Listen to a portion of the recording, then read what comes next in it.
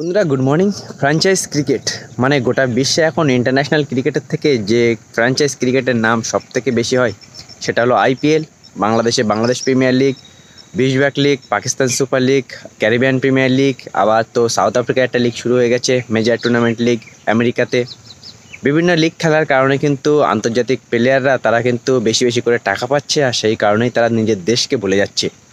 আমরা দেখলাম Quinton de Kock, তার মাত্র 30-31 বছর বয়স, ওয়ানডে খেলা ছেড়ে দিয়েছে, টেস্ট খেলাও ছেড়ে দিয়েছে টি-20-র জন্য, ফ্র্যাঞ্চাইজের জন্য।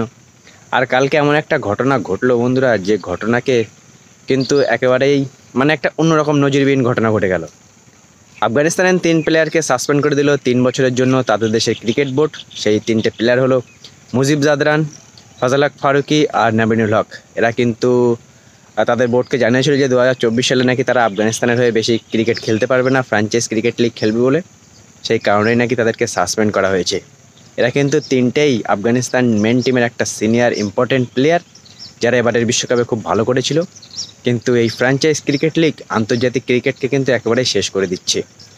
না জানি এই ফ্র্যাঞ্চাইজ ক্রিকেট লিগ আর কত ক্রিকেট শেষ করবে। সত্যি কথা বলতে এটা একদম সত্যি কথা যে বিগত 2-4 বছর পরে আন্তর্জাতিক ক্রিকেট কিন্তু সেই ফুটবলের মতো হয়ে যাবে।